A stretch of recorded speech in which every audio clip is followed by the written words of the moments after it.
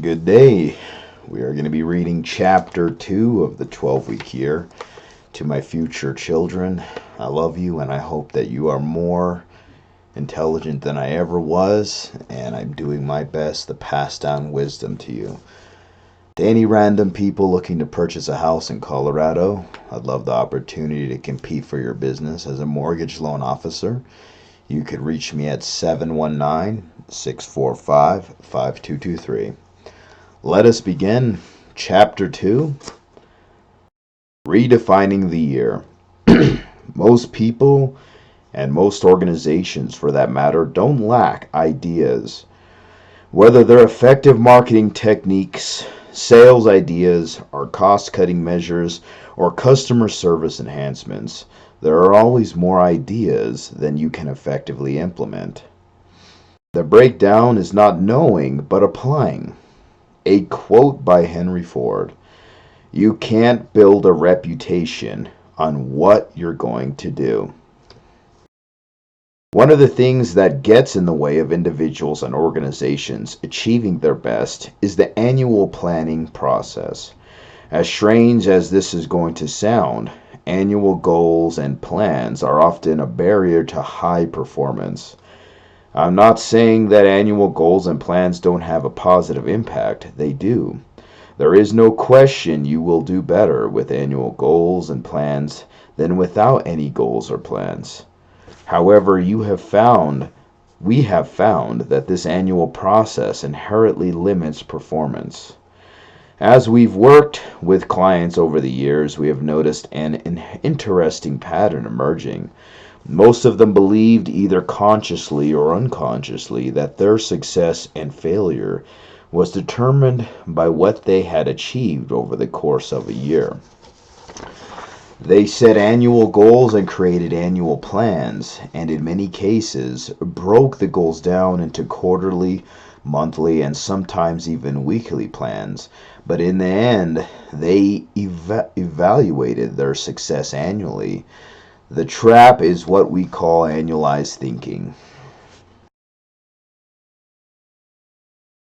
Discard annualized thinking. At the heart of annualized thinking is an unspoken belief that there is plenty of time in the year to make things happen, and December looks a long way off. Think about it. We begin the year with big goals, but by the end of January, we usually find ourselves slightly behind where we need to be.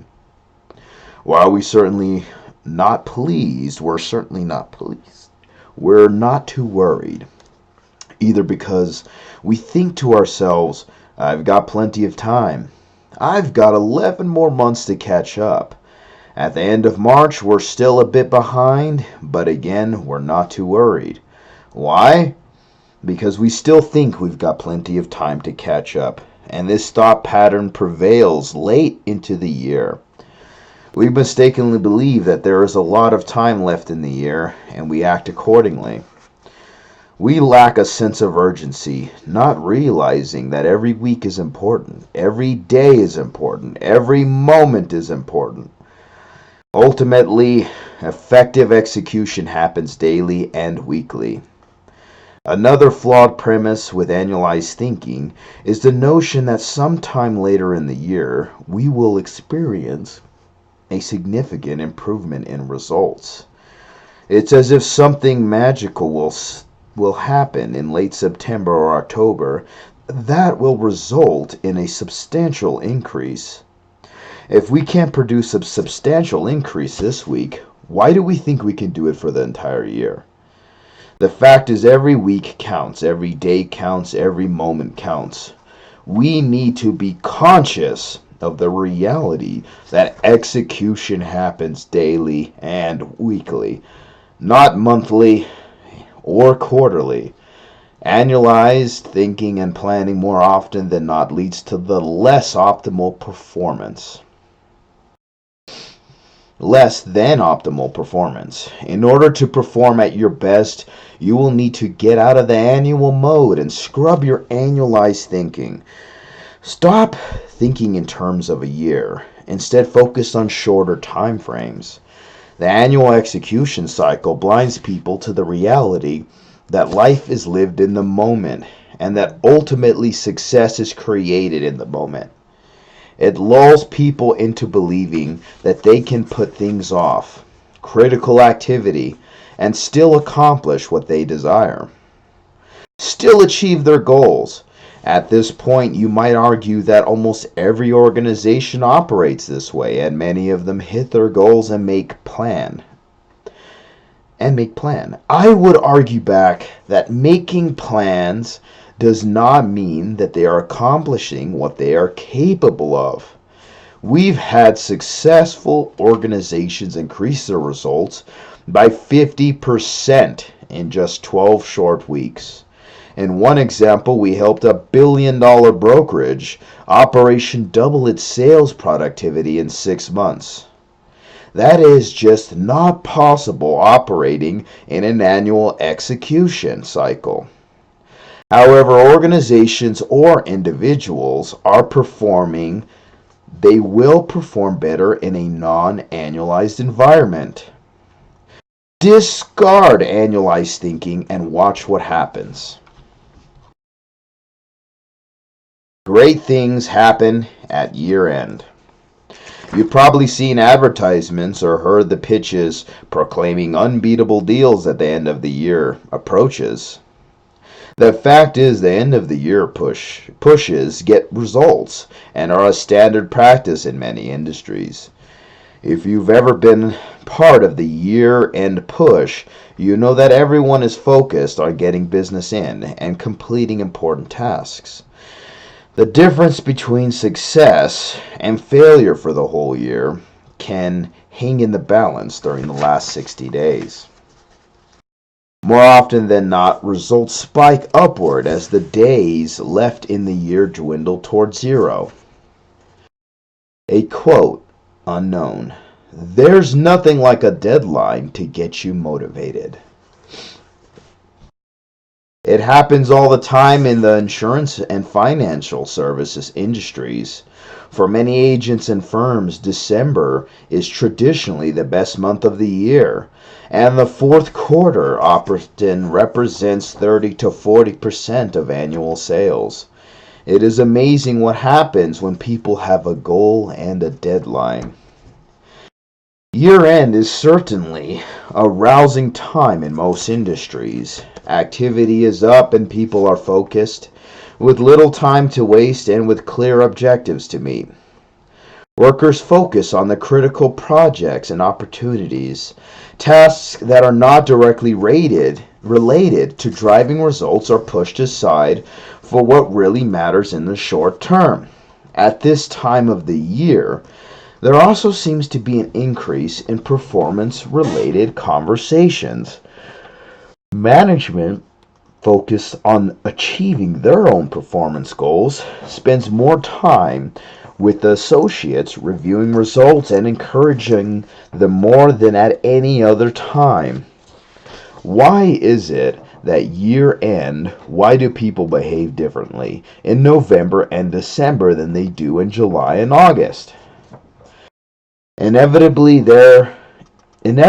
it is because there is a deadline, which for most people is December 31st. The end of the year represents a line in the sand, a point at which we measure our success or failure. Never mind, it's an arbitrary deadline. Everyone buys into it. It is a deadline that creates urgency, whether self-imposed or company-driven.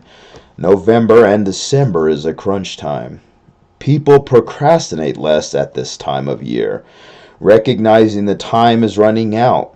People address barriers and tasks they have been avoiding earlier in the year. In these remaining days, a strong sense of urgency replaces diffusion and downtime.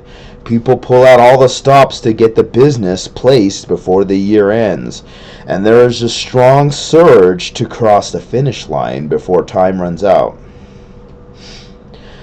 In addition, there is a feeling of excitement that comes with the anticipation of a new year.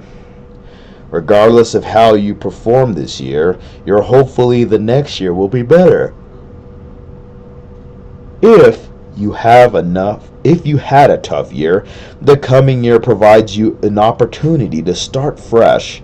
If you've had a great year, you get a chance to build off of that. Either way, a new year holds a lot of hope and high expectations of good things to come. Year end is an exciting and productive time.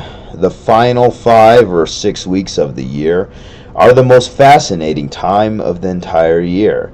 During this period, there is a frantic rush to end the year strong and to kick off the new one with a gusto. The problem is that this urgency exists for just a handful of weeks. Wouldn't it be great if you could create that energy and focus and commitment every week throughout the year? Well, you can. The 12-week year and the concept of periodization will show you how. Periodization. Periodization began as an athletic training technique designed to dramatically improve performance. Its principles are focus, concentration, and an overload on a specific skill or discipline.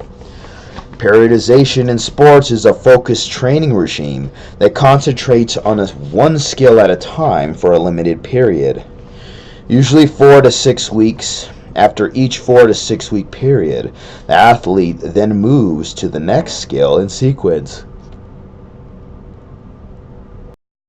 In this way, capacity in each skill is maximized. Eastern European athletes were the first to apply this technique in their Olympic training in the 1970s. Periodization is still widely used today in various training regimes. A quote by Aristotle: "We are what we repeatedly do. Excellence, then, is not an act but a habit." We realized how periodization could be powerful for our clients and our own practice, so we adapted the technique for business and personal success. We have developed a 12-week approach to periodization that moves beyond just training to focus on the critical factors that drive income and life balance. The 12-week year defines what's important for you to do today so that your long-term objectives can be obtained. The 12-week year is a structured approach that fundamentally changes the way you think and act. It is important to understand that the results you achieve are a direct byproduct of the actions you take. Your actions, in turn, are manifestations of your underlying thinking. Ultimately, it is your thinking that drives your results. It is your thinking that creates your experiences in life. Thinking first, actions next, results come from that. Your results are ultimately a manifestation of your thinking. In the long run, your actions are always congruent with your underlying thinking. When you focus on changing your actions, you experience incremental improvements. However, when your thinking shifts, everything changes. Your actions naturally realign with your new thought patterns. This is how breakthroughs are created. Breakthrough results don't start with your actions. They are first created in your thinking. Herein lies the power of the 12-week year. It shifts your mindset, hereby creating opportunities for breakthrough. The result is a heightened sense of urgency and an increased focus on the critical few. Those important core activities that drive in success and fulfillment, the daily execution of those items to guarantee the achievement of your long-term objectives. The 12-week year provides the tools and focus for individuals organizations to be highly successful.